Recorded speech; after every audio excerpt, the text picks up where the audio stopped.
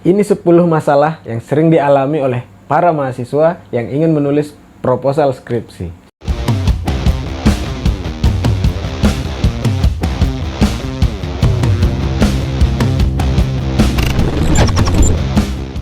Halo, assalamualaikum teman-teman. Nah, buat para mahasiswa yang sedang ingin mulai menulis proposal skripsi ya, sebelumnya selamat dulu karena judul kalian sudah di ACC, oke? Nah, sekarang biasanya nih para mahasiswa mengalami 10 masalah ini ya saat akan baru mulai menulis proposal skripsi gitu. Oke, kita akan bahas dengan cara yang gampang-gampang aja, dengan sudut pandang yang simple-simple aja, yang tidak ribet-ribet. Masalah yang pertama, biasanya ya saat baru mulai nih menulis proposal skripsi di depan laptop atau di depan komputer kalian tuh bingung menulis apa. Kalimat pertama atau paragraf pertama itu bisa sangat menentukan jalannya kelanjutan dari latar belakang proposal kalian gitu kan. Biasanya nih saat ide kalian ini sudah banyak banget, nanti saya mau nulis ini, misalnya tadi lagi nongkrong tuh, saya menulis ini, oh begini. Tapi saat di depan laptop atau di depan komputer biasanya otak kita blank ya, kita bingung tuh mau nulis apa. Lalu masalah yang kedua, kalian bingung bagaimana caranya merangkai kata-kata, ya kan? Jadi merangkai kata-kata supaya isi dalam kepala kalian itu bisa keluar ya, bisa tertuang dalam Microsoft Word itu sulit banget. Jadi saya punya usul untuk masalah yang pertama dan kedua ini ya. Usul saya pengalaman gitu ya, dari pengalaman saya, solusi atau saran dari saya, kalian langsung aja sikat aja deh apa yang ada di pikiran kalian tulis aja, rangkai aja. Mau jelek, mau bagus, kalian susun dulu. Yang penting itu sudah ada bentuknya ya. Kalian keluarkan dulu apa isi kepala kalian. Kalau tadi misalnya saat nongkrong itu kalian sudah punya ide, tapi saat pulang ke rumah atau saat pulang ke kos-kosan jadi blank. Nah, kalian coba kuras apa tadi yang saya pikirkan. Nah, kalian tulis semuanya gitu. Walaupun dia tidak terstruktur gitu ya. Kalian tulis semuanya. Lalu masalah yang ketiga, kalian itu bingung sistematikanya seperti apa. Ya kan? Jadi kalian tuh bingung, kalau latar belakangnya itu mestinya sistematikanya seperti apa sih? Poin-poin dalam tiap-tiap paragraf itu apa sih? Gitu kan? Mungkin juga bahasa ilmiah atau istilah-istilah ilmiah apa sih yang digunakan dalam latar belakang proposal itu gitu kan? Lalu yang keempat nih, masalah yang keempat, para mahasiswa tuh biasanya bingung membedakan latar belakang makalah gitu ya. Biasanya kan kalau saat kuliah di semester bawah tuh kalian sering disuruh buat makalah gitu oleh dosen. Nah, para mahasiswa saat mengerjakan proposal skripsi ini bingung membedakan latar belakang makalah gitu ya, latar belakang dari makalah dengan latar belakang dari proposal skripsi. Nah, para mahasiswa banyak yang bingung tuh. Lalu masalah yang kelima, para mahasiswa biasanya bingung isi latar belakang dalam proposal skripsi itu apa sih ya. Kalau tadi yang di masalah pertama, kedua, dan ketiga gitu ya, kalian udah susun gitu ya, susun random lah seperti saran saya itu. Nah, kalian di sini bingung isi latar belakang tuh seperti seharusnya seperti apa sih begitu. Di latar belakang proposal skripsi itu apa aja sih yang harus diisi gitu kan. Jangan-jangan yang kalian sudah buat tadi di langkah pertama tuh tidak ada yang digunakan gitu kan. Nah, di situ para mahasiswa bingung tuh di situ.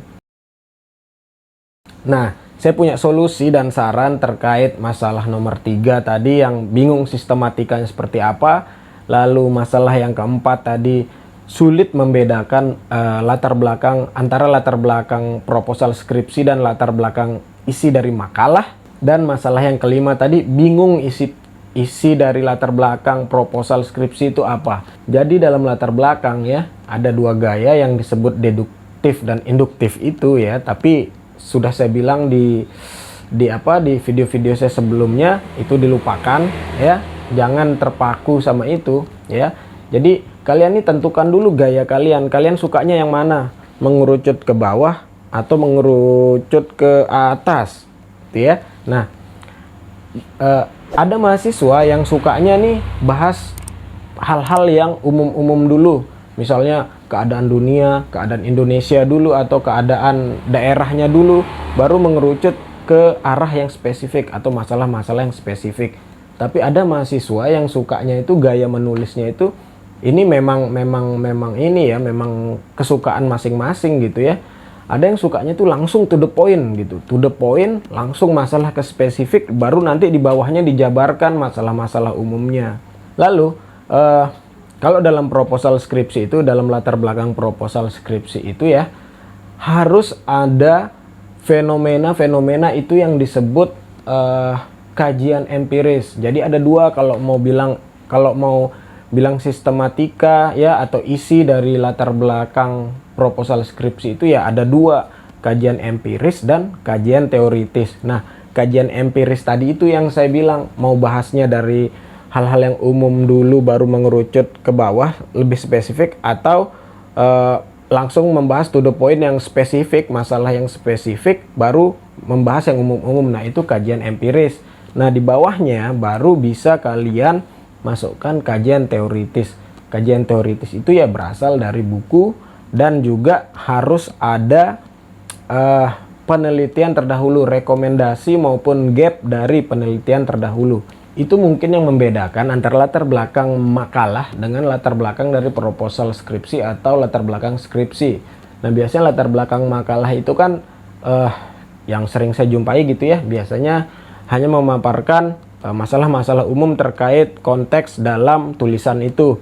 Ya, jarang ada yang memakai atau memasukkan kajian teoritis berupa penelitian terdahulu yang spesifik dalam latar belakangnya. Tapi kalau dalam latar belakang proposal skripsi dan latar belakang skripsi itu harus ada kajian teoritis yang berasal dari buku, dan terutama berasal dari penelitian-penelitian terdahulu sebagai bahan rekomendasi dan dan sebagai riset gapnya yang menyatakan ada perbedaan pandangan antara peneliti-peneliti terdahulu. Sebenarnya skripsi itu bukan masalah salah dan benar ya.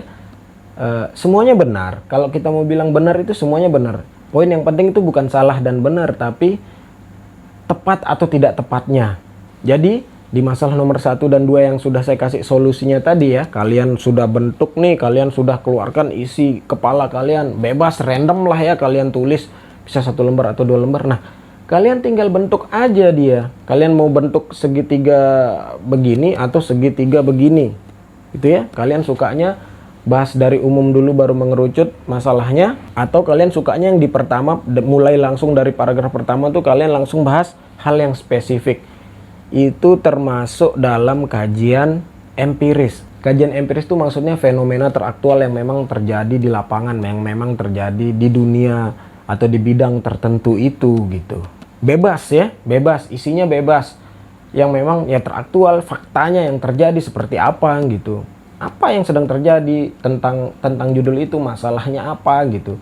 Tapi di dalam kajian empiris ini kalian juga harus menjelaskan hal-hal yang menarik, hal-hal yang menjadi dasar kalian mengangkat judul tersebut gitu ya. Hal-hal yang mendasari bahwa judul yang kalian buat atau judul skripsi kalian itu pantas dilakukan penelitian. Dalam kajian empiris ini ya, lebih indah ya, lebih indah kalian itu masukkan juga selain kata-kata, didukung juga dengan data berupa angka atau gambar. Jadi misalnya contoh misalnya angka pengangguran di kota A tahun segini, tahun 2021 mencapai berapa persen misalnya. Nah, itu lebih indah kalau didukung dengan data dari BPS misalnya, atau data dari mana deh, sumber survei dari mana. Kalian cantumkan atau kalian taruh gambar tabelnya gitu ya, di bawah kata-kata itu sumbernya dari mana, tabel nomor 1 sumbernya dari mana. Kalian jelaskan lagi tabel ini berasal dari sumber survei siapa gitu, atau BPS menyatakan bahwa angka pengangguran di kota A berapa persen dari jumlah penduduknya. Baru setelah itu, setelah kalian bentuk tulisan kalian yang random di awal tadi ya, setelah kalian bentuk dengan gaya kalian, barulah di bawahnya kalian masukkan kajian teoritis. Kajian teoritis itu berasal dari buku dan terutama berasal dari penelitian terdahulu. Lalu masalah nomor 6 nih, tadi yang saya omongin ya, masalah penelitian terdahulu atau di bagian kajian teoritisnya. Nah, para mahasiswa ini bingung mau cari referensi atau mau cari penelitian terdahulu itu di mana, ya kan?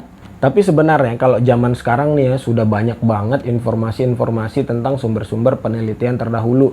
Di Instagram, TikTok, YouTube itu banyak banget. Nah, kalian tinggal pilih aja. Ada yang gratis, ada yang berbayar ya. Sangat banyak portal-portal jurnal ya, portal-portal jurnal yang menyediakan penelitian-penelitian terdahulu, baik itu penelitian dalam negeri maupun penelitian nasional. Kalau seburuk-buruknya kita nggak bisa mengakses digital, kalian ke perpustakaan cari skripsi yang memang judul atau masalahnya sama dengan kamu. Ya, itu bisa digunakan. Tapi sebenarnya kalau skripsi itu sih sebenarnya tidak bisa digunakan sebagai penelitian terdahulu, tapi paling tidak bisa kalian ambil sebagai contoh. Lalu masalah selanjutnya yang sering dihadapi atau dialami oleh para mahasiswa nih saat baru mau menulis latar belakang skripsi, kalian bingung membedakan antara latar belakang kuantitatif dan latar belakang kualitatif, ya kan? Misalnya nih, saya kuantitatif tapi teman-teman sekosmu atau teman sekelasmu ini dia kualitatif gitu. Nah, kalian ini bingung. Kalau kualitatif gimana sih latar belakangnya? Kalau kuantitatif gimana sih latar belakangnya? Sebenarnya sih kalau kita kembali ke dasarnya gitu ya, dasar ilmunya, dasar teorinya gitu ya, memang gaya penulisan kuantitatif maupun kualitatif itu memang sebenarnya berbeda. Tapi sebenarnya kalau untuk sekelas skripsi gitu ya, zaman sekarang kalian tidak usah pikirin itu deh. Karena juga begini, karena juga masing-masing dosen pembimbing itu ya kadang-kadang bukan tidak paham, kadang-kadang membiarkan kalian begitu. Untuk latar belakang kuantitatif dan kualitatif ya, tidak ada beda sebenarnya ya. Kalau tadi saya bilang di awal memang ada beda, tapi saya bilang tidak ada beda itu kenapa? Karena nggak usah dipikirin lah, yang penting kalian buat gitu, sama aja. Seperti yang saya bilang tadi, masalah 1, 2, 3, 4, 5, 6 itu kalian buat deh pokoknya ya. Dari caranya pertama kali menuangkan isi kepala ke dalam tulisan ya, isi-isinya, sistematikanya apa yang harus diisi dalam latar belakang, kalian buat. Entah itu kualitatif, kuantitatif, sama aja, pukul rata pokoknya ya. Jangan dipikirin kalau teman kalian kuantitatif terus kamu kualitatif, jangan dipikirin bedanya apa, yang penting buat deh dulu. Oke, cuman bedanya tuh ini satu beda aja ya yang saya kasih tahu. Kalau yang kuantitatif ya, kalau kuantitatif itu lebih banyak memaparkan data-data berupa angka-angka. Nah, kalau kualitatif dia lebih fenomena yang tadi ya, yang saya bilang empiris tadi, dia lebih banyak memaparkan tentang masalah-masalah sosial, fenomena yang terjadi di kehidupan, di bidang tertentu gitu ya. Dengan sedikit menggunakan data-data berupa angka-angka atau tabel atau perhitungan seperti itu. Tapi kalaupun misalnya kalian yang kuantitatif, kalian tidak bisa menemukan data-data pendukung berupa angka-angka seperti itu ya dalam kajian empirisnya, nggak usah dipikirin, yang penting buat dulu deh ya. Kalaupun memang hanya ada fenomena-fenomena yang standar-standar aja, ya udah itu aja dulu isi ya. Masalah selanjutnya adalah para mahasiswa itu ya, atau kalian itu tidak pede dengan judul yang kalian punya ya, tidak pede dengan judul skripsi yang kalian punya. Karena itu bisa disebabkan oleh proses saat penentuan judul itu. Bisa jadi saat pengajuan judul skripsi ya, judul kalian yang telah ditentukan itu bisa jadi bukan judul yang memang kalian kuasai ya. Bisa jadi saat kalian pengajuan judul skripsi itu, kalian misalnya satu judulnya yang udah kalian kuasai, nah judul yang lain itu kalian tulis asal aja deh, nyontek, yang penting cepat diajukan gitu. Ternyata yang di ACC judul yang lain yang bukan kalian kuasai. Nah, itu bisa membuat para mahasiswa yang sedang menyusun skripsi mulai dari proposal ini tidak pede dengan judulnya. Aduh, kenapa judul ini? takut mau mengganti judul ya, takut dimarah sama Kaprodi mungkin atau ya seperti itu ya, tidak pede jadi dengan judulnya. Singkatnya, shortcut itu kalau mau jalan singkat itu kalian cari dulu judul penelitian yang sama atau paling tidak mirip-mirip lah dengan judul kalian ini ya, yang susah kalian kerjakan nih. Nah, kalian baca deh latar belakangnya, kalian baca fenomena yang dia ungkapkan dalam penelitian itu, contek caranya, masalahnya apa. Tapi dengan syarat ya, kalau kalian mau cari judul skripsi yang sama itu ya, sama seperti kalian punya itu, dengan syarat tahunnya paling tidak kalau bisa tahunnya sama dengan tahun sekarang saat kalian mulai menyusun, misalnya 2021, atau paling tidak 1 tahun belakangnya 2020. Jangan yang lama-lama, karena fenomena itu kita tidak tahu, fenomena itu bisa sangat cepat berubah. Jangankan 1 tahun, 1 bulan, 1 minggu fenomena sudah berubah loh. Jadi buat kalian yang tidak pede dengan judul skripsinya karena di luar kendali gitu ya, karena sesuatu hal yang tidak diinginkan, kalian cari judul yang sama dengan judul kalian atau yang mirip-mirip ya. Ikuti caranya, latar belakangnya, permasalahan di latar belakang itu apa. Nah, kalian sesuaikan dengan keadaan yang sekarang, atau misalnya di studi kasus di instansi itu kalian sesuaikan. Masalah yang selanjutnya adalah kalian bingung mau contek yang mana, ya kan? Karena biasanya gini, karena kan biasanya sih mahasiswa tuh cari dulu nih judul yang sama dengan judulnya dia. Biasanya dia copy paste tuh, cuman rubah-rubah sedikit ya, dia copy paste, rubah-rubah sedikit, rubah kota, rubah apa, dia copy paste. Tapi bingung mau contek yang mana gitu. Bingung, aduh saya contek yang ini ya, aduh saya contek yang itu ya, ini judulnya sama dengan saya, itu judulnya juga sama dengan saya mau contoh yang mana ya. Nah itu kalau judulnya ada yang sama, tapi kalau misalnya judulnya nggak ada yang sama kan berabe ya kan. Jadi balik lagi ke masalah yang nomor berapa tadi, yang sumber tempat kalian mencari penelitian terdahulu itu ya. Buka lagi itu, cari judul yang sama. Kalau tidak ada judul yang sama, cari judul yang mirip dengan permasalahan yang sama dengan skripsimu gitu ya. Nah ini masalah yang ke-10, yang terakhir. Biasanya ya para mahasiswa insecure gitu, minder gitu dengan teman yang cepat jadi. Tiba-tiba nih teman-teman biasanya kan dalam grup kelas gitu, kamu udah jadi belum? Belum. Kamu udah jadi belum? Belum. Misalnya ada yang japri nih temannya, kamu udah jadi belum? Bantuin aku dong. Dia jawab, belum nih, aku juga bingung. Tapi tiba-tiba besok langsung sudah konsul ke dosen. Nah gitu kan, itu bikin insecure, kadang-kadang bikin gedek juga gitu.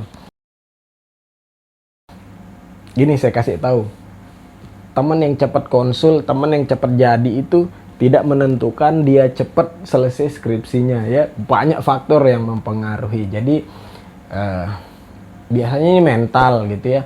Aduh teman saya sudah duluan, pengen ngejar tapi males gitu kan, pengen ngejar tapi males, pengen ngejar tapi kuota nggak ada, pengen ngejar tapi nggak tahu harus bagaimana gitu. Nah itu bikin kita minder, bikin kita insecure gitu ya. Akhirnya lama kelamaan dibiarin akhirnya tertunda, skripsinya kelewatan gitu ya. Nah teman kalian yang duluan konsul atau yang cepat jadi gitu ya, yang cepat tiba-tiba progres proposal skripsinya cepat banget gitu. Nah itu tidak perlu kalian khawatirkan, karena itu tidak menjamin dari keberhasilan suatu skripsi itu. Maksud saya tidak menjamin dari kualitas dari skripsinya, maupun tidak menjamin dia bisa selesai duluan atau tidak daripada kamu. Intinya ada di diri kamu masing-masing. Saran saya adalah fokus sama diri kita sendiri ya. Tekad saya mau cepat selesai, buat secepatnya, susun proposal secepatnya. Kalau bisa nih, saran dari saya, tembak terus dosen pembimbingnya setiap hari. Pagi lu bimbingan ya, malam revisi, malam setelah revisi WA lagi dosennya, malam, siang, sore, subuh, tengah malam, terserah deh. Kalau mau diomelin, iyain aja deh dulu ya. Yang penting skripsi gitu. Kalau dimarah-marah, diomelin, ya udahlah, biarin, sabarin dulu. Ntar juga kalau udah wisuda, udah cuekin aja tuh dosen. Itu kan kalau yang marah-marah gitu kan. Kalau yang baik-baik ya jangan. Itu 10 masalah yang sering dialami oleh para mahasiswa yang sedang mulai menyusun proposal skripsi. Ya, semoga membantu masalah dan solusi yang saya berikan tadi. Yuk mulai yuk, yang belum ada progres, yang belum masih males-males buka laptop, nyalain komputer, yuk mulai dari sekarang. Oke, semoga sukses semua. Assalamualaikum.